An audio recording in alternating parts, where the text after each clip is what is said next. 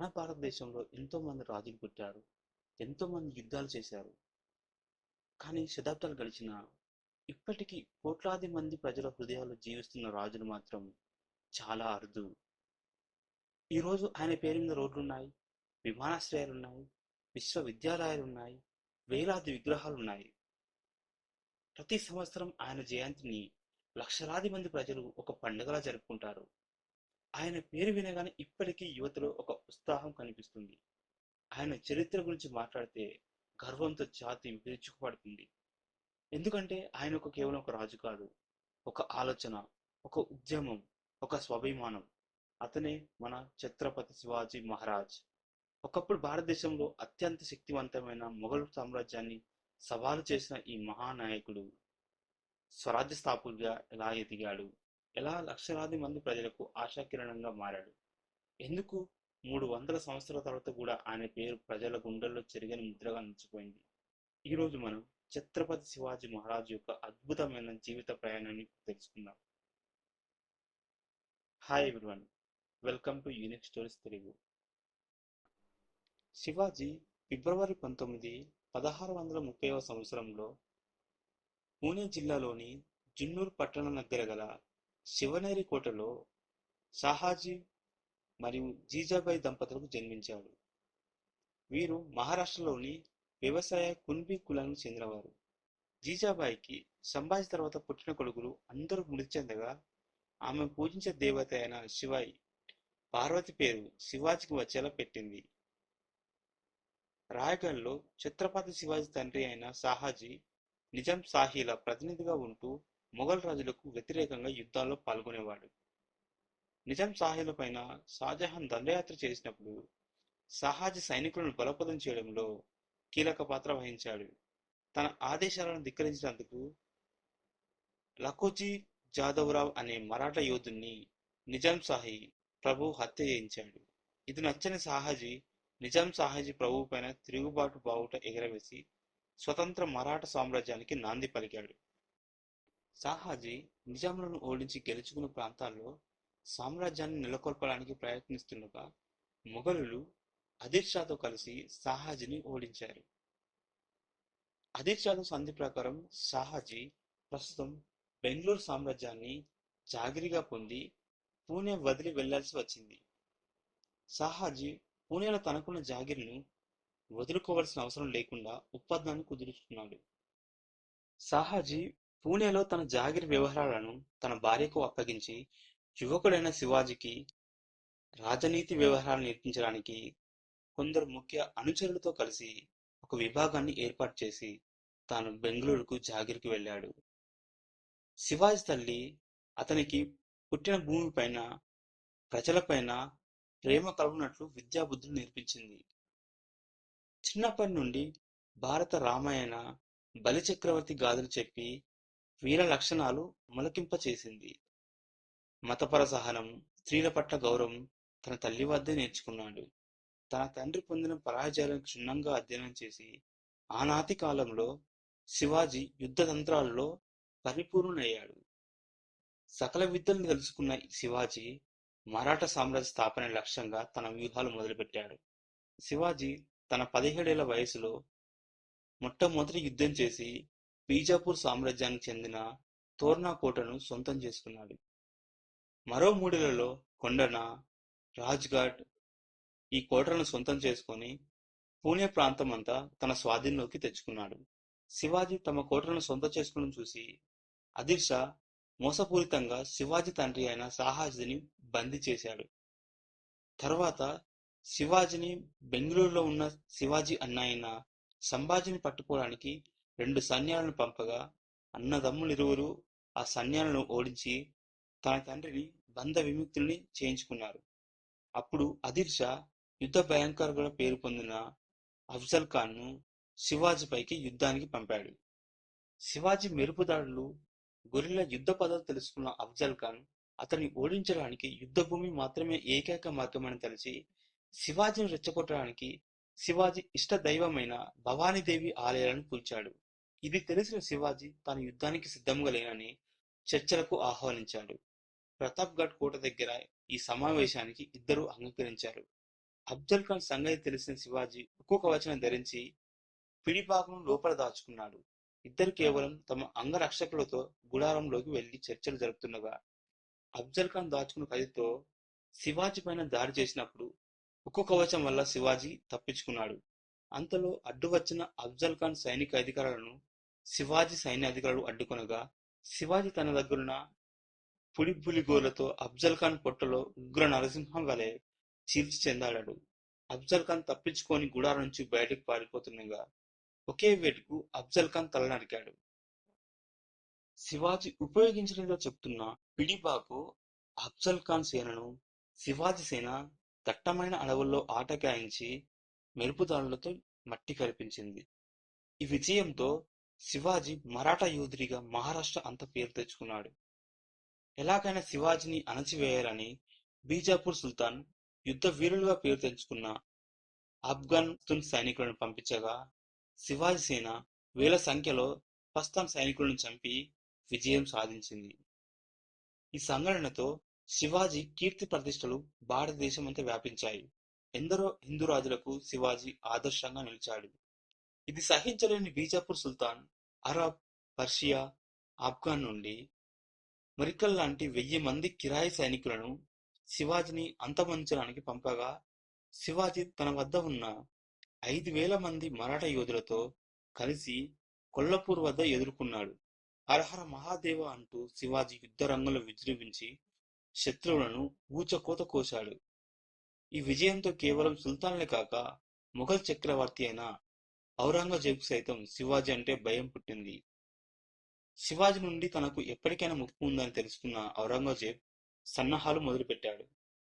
తన మేనమామ అయిన షాయిస్తా ఖాన్ ను శివాజీపైకి యుద్ధానికి పంపాడు. 2 సార్లు పరాజయాన్ని ఎదుర్కొన్న ఆదిల్ షా మూడోసారి సిద్ది జోహర్ అనే పేరు పొందిన సైన్యాధ్యక్షుడికి అపారమైన సైనిక ఆయుధ బలగాలు అందించి కొల్లాపూర్కు పంపించాడు. ఆ సమయంలో కొల్లాపూర్ దగ్గరలో ఉన్న పన్హాల కోటలో శివాజీ కొన్ని వందలాది మంది అనుచరులతో ఉన్నాడు. సిద్ది జోహర్ ఈ విషయం తెలుసుకున్న శివాజీ ఎలాగైనా పన్హాల కోట నుంచి తప్పించుకొని తన సైన్యం మొత్తం ఉన్న విశాల్ ఘాట్ కోటకు చేరుకుంటే యుద్ధం జరగవచ్చు అనుకున్నాడు. కానీ అప్పటికే పన్హాల కోట చుట్టూ శత్రు సైన్యం ఉండటంతో తాను యుద్ధానికి సిద్ధంగా లేనని వర్తమానం పంపాడు. అది తెలుసుకొని సిద్ది జోహర్ సైనికులు నిఘా సరళం చేసి విశ్రాంతి తీసుకుంటుంటే శివాజీ తన అనుచరులతో కోటను తప్పించుకొని తన సైన్యం ఉన్న కోట వైపు పయనించాడు. చివరి క్షణంలో ఇది తెలుసుకున్న సిద్ది జోహర్ తన బలగాలతో శివాజీని వెంబడించసాగాడు. కోటకు చేరుకునేటప్పుడు శత్రువులు బాజీ ప్రభు దేశ్ముండ్ అనే సర్దార్ 300 మంది అనుచరులతో కలిసి తాము శత్రు సైన్యాన్ని ఎదుర్కొంటానని శివాజీని తన అంగరక్షకులతో ఎలాగైనా కోట చేరుకోమని చెప్పి ఒప్పించాడు. శివాజీ కోటపై వెళ్లిన వెంటనే బాజీ ప్రభు దేశపాండే 2 చేతుల్లో ఖడ్గాలు పట్టుకొని శత్రువులతో యుద్ధానికి దిగాడు. 300 మంది సైనికులు తమ ప్రాణాలను తెగించి అతి బలమైన శత్రువులతో పోరాడి నేల కొరిగారు. అప్పటికి శివాజీ తన కోట చేరుకున్నాడు. కోటలో తన అనుచరులతో చర్చించిన అనంతరం తాము సిద్ది జోహర్ సైన్యాన్ని ఎదుర్కోలేమని గ్రహించిన శివాజీ సంధికి అంగీకరించాడు. సంధిలో భాగంగా శివాజీ సామ్రాజ్యం స్వతంత్ర రాజ్యంగా గుర్తింపు పొందింది. సిద్ది జోహర్ విజయానికి బహుమతిగా పన్హాల కోట లభించింది. ఈ యుద్ధమే సుల్తాన్తో శివాజీ చేసిన ఆఖరి యుద్ధం. ఆ తర్వాతి కాలంలో మొఘల్ సైన్యంతో యుద్ధాలు చేయాల్సి వచ్చింది. 1960లో ఔరంగజేబ్ తన మేనమామ అయిన షాయిస్తా ఖాన్ కు 1,00,000కు పైగా శిక్షణ పొందిన సైన్యాన్ని, ఆయుధాలను అందించి శివాజీని ఓడించి దక్కన్ ప్రాంతం స్వాధీనం చేసుకోమని పంపించాడు. బలమైన షాయిస్తా ఖాన్ సేన ముందు శివాజీ సేన తలవంచక తప్పలేదు. శివాజీ ఓటమిని అంగీకరించి పూణే వదిలి వెళ్లాల్సి వచ్చింది. పూణేలో శివాజీ నిర్మించిన లాల్ మహల్లో షాయిస్తా ఖాన్ నివాసం ఏర్పరచుకున్నాడు. ఎప్పటికైనా శివాజీ మెరుపు దాడి చేస్తారని షాయిస్తా ఖాన్ పూణే నగరం అంతా చాలా కట్టుదిట్టమైన భద్రత ఏర్పాటు చేసుకున్నాడు. 1963 ఏప్రిల్లో ఒక పెళ్లి ఊరేగింపు జరుగుతుండగా శివాజీ మారువేషంలో తన అనుచరులతో కలిసి పెళ్లి కూతురు తరపున బంధువుల్లో కలిసిపోయి లాల్ మహల్ చేరుకున్నాడు. ఆ భవనం స్వయాన తన పర్యవేక్షణలో నిర్మించబడింది కాబట్టి సులువుగా లోపలి చేరుకొని షాయిస్తా ఖాన్ గదిలోకి చేరుకున్నాడు. శివాజీ కత్తివేటుకు షాయిస్తా ఖాన్ 3 వేలు తెగి కింది పడగా షాయిస్తా ఖాన్ కిటికీలో దూకి ప్రాణాలు రక్షించుకున్నాడు. ఇంతలో ఇది పసిగట్టిన షాయిస్తా ఖాన్ తన అంగరక్షకులు షాయిస్తా ఖాన్ను సురక్షిత ప్రాంతాలకు తీసుకెళ్లారు. మొఘలులకు మచ్చ తెచ్చిన షాయిస్తా ఖాన్ను ఔరంగజేబ్ సుదూర బెంగాల్ ప్రాంతానికి పంపించేశాడు. 1964 నాటికి సూరత్ నగరం ప్రధాన వ్యాపార కేంద్రంగా ఉండేది. శివాజీ సూరత్ పైన దాడి చేసి ధనాన్ని, ఆయుధాలను దోచుకున్నాడు. అపారమైన ఈ మొఘల్ సంపదతో కొన్ని వేల మందిని తన సైన్యంలో చేర్చుకున్నాడు. కొద్ది రోజుల్లో మొఘలుల బీజాపూర్ సుల్తానుల కోటను ఒక్కొక్కటిగా తన సొంతం చేసుకోవడం మొదలుపెట్టాడు. ఇది చూసిన ఔరంగజేబ్ తన దగ్గర పనిచేస్తున్న రాజపుత్రుడైన రాజా జయసింగ్ ను శివాజీ పైకి పంపించాడు. రాజా జయసింగ్ గొప్ప రాజనీతిజ్ఞుడు. రాజా జయసింగ్ ఆధ్వర్యంలో మొఘలుల సేనలు మొదట పురందర్ దర్గాని ఆక్రమించాయి. తర్వాత రాయపూర్ ఆక్రమణకై సేనలు ముందుకు సాగుతుండగా ఓటమి గ్రహించిన శివాజీ రాజా జయసింగ్ తో సంధికి దిగాడు. 1965లో శివాజీ రాజా జయసింగ్ తో పురందర్ వద్ద సంధి చేసుకున్నాడు. తర్వాత కూడా ఒక మొఘల్ సర్దార్గా ఉండడానికి అంగీకరించాడు.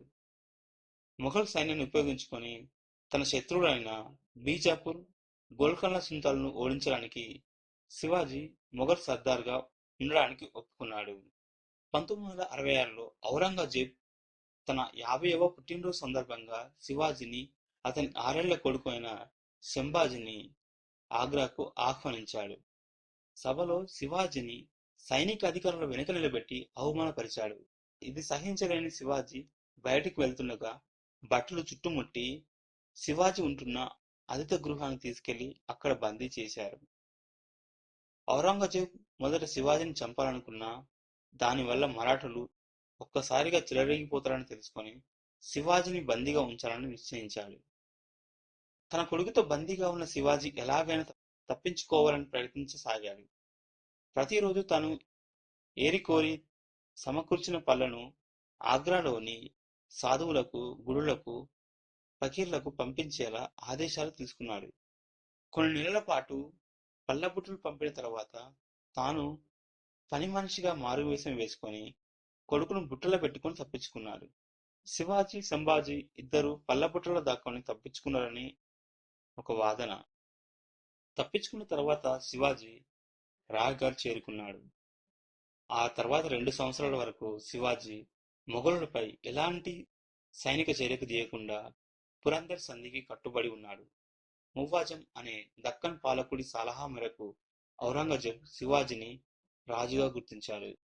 కొన్ని రోజులకు ఆ శాంతి ఒప్పందం పటాపంచలైంది. మొఘల్ సైన్యాధిపతులు మహాబత్ ఖాన్, బహదూర్ ఖాన్ మరియు దిలేవర్ ఖాన్లు మూకుమ్మడిగా శివాజీపైన దాడి చేశారు. కాని వారి ఎత్తులు పారలేదు. శివాజీతో యుద్ధంలో వారు ఘోర పరాజయం పొందారు. ఇది శివాజీ జీవిత చరిత్రలో ముఖ్యమైన విజయంగా పేర్కొనవచ్చు. అప్పటికే శివాజీ ప్రాబల్యం తగ్గడం వల్ల మొఘలులు మరిన్ని యుద్ధాలలో పాల్గొంటూ ఉండడం వల్ల ఔరంగజేబ్ శివాజీ నుండి ముప్పు ఉండదని భావించి పెద్దగా పట్టించుకోలేదు. శివాజీ ఎక్కువ ప్రాచుర్యం పొందేలా కాకుండా రహస్యంగా తన కార్యకలాపాలు నిర్వహించడం మొదలుపెట్టాడు. 1674 నాటికి 1,00,000 మంది శిక్షణ పొందిన సైన్యాన్ని, ఆయుధాలు, అశ్వాలు, నౌకా వ్యవస్థను సమకూర్చుకున్నాడు. 1970 జనవరి నుండి మొఘలుల కోటలపైన దాడులు చేసి సొంతం చేసుకోవడం మొదలుపెట్టాడు. అలుపెరగని యుద్ధాలతో అలసిపోవడం, సరైన సైన్యం లేకపోవడం, ఖజానా ఖాళీ అవడంతో మొఘల్ సైన్యం శివాజీని ఎదుర్కోలేకపోయింది. శివాజీ ఎన్నో కోటలను సులువుగా స్వాధీనం చేసుకున్నా పూణే దగ్గరున్న కొండన్న కోట స్వాధీనం కాలేదు. ఆ కోటను ఉదయ్ ఖాన్ రాథోడ్ అనే రాజపుత్రుడు పరిరక్షిస్తుండడమే కారణం. ఆ కోట చుట్టూ ఎప్పుడు సైనికులు పహారా కాస్తుండటంతో శివాజీ తన దగ్గర అత్యంత గొప్ప సైన్యాధికారిగా పేరు తెంచుకున్న తానాజీ ఉండేసరికి ఆ కోట స్వాధీనం చేసుకునే బాధ్యతను అప్పచెప్పాడు. తానాజీ తన అనుచరులతో రహస్యంగా ఆ కోటను కొద్ది రోజులు క్షుణ్ణంగా అధ్యయనం చేశాడు. అన్ని ప్రధాన ద్వారాల్లో కట్టుదిట్టమైన సైన్యం ఉంది. చివరకు కోటకు ఓ వైపున కొండ తానాజీని ఆకర్షించింది. ఆ కొండ చాలా ఏటవాలుగా ఉండటంతో సైన్యం ఆ కొండ ఎక్కడం అసాధ్యం. అప్పుడు తానాజీ యశ్వంతి అనే పెరుకల ఉడుముకు తాడు కట్టి కొండపైకి విసిరాడు. తాడు సాయంతో పైకి వెళ్లిన వారు అందించిన తాళ్లను పట్టుకొని సైన్యం కోటలోకి చేరుకుంది. అంతలో తానాజీ సోదరుడు సూర్యాజీ కోట ముఖద్వారం పైన దాడి చేశాడు. మరాఠాలకు రాజపుత్రులకు జరిగిన భీకర పోరులో మరాఠాలు గెలిచిన తానాజీ మరణించాడు. ఈ వార్త విన్న శివాజీ కోటను గెలిచాం గాని సింహాన్ని పోగొట్టుకున్నామని అన్నాడు. సింహం వలె పోరాడిన తానాజీ గౌరవార్థం కొండను కోట పేరును సింహఘాట్గా మార్చాడు. జూన్ 6, 1974న రాయగఢ్ కోటలో వేద పట్టణాల మధ్య శివాజీని క్షత్రియ రాజులందరికీ అధిపతిగా కీర్తిస్తూ ఛత్రపతి అనే బిరుదును ప్రదానం చేశారు. కొన్నాళ్లకు 50,000 బలగంతో దక్షిణ రాష్ట్రాల దండయాత్ర చేసి వెల్లూరు, గింగిలను సొంతం చేసుకున్నాడు. 27 ఏళ్ల పాటు యుద్ధాలలో గడిపి హిందూ రాజులకు ఆదర్శంగా నిలిచి సువిశాల మరాఠా సామ్రాజ్యాన్ని నెలకొల్పి ఛత్రపతి శివాజీ 3 వారాలు తీవ్ర జ్వరంతో బాధపడి ఏప్రిల్ 3, 1680న మధ్యాహ్నం 12 గంటలకి రాయగఢ్ కోటలో మరణించాడు. శివాజీ పెద్ద కొడుకైన సంభాజీ తర్వాత రాజ్యాన్ని చేపట్టి మొఘలులను సమర్థవంతంగా ఎదుర్కొని పరిపాలించాడు. ఈ వీడియోని ఇంతటితో ముగిస్తున్నాను. ఈ వీడియో కనుక మంచి రెస్పాన్స్ వస్తే తానాజీ మరియు సంభాజీల గురించి కూడా వీడియో చేస్తాను.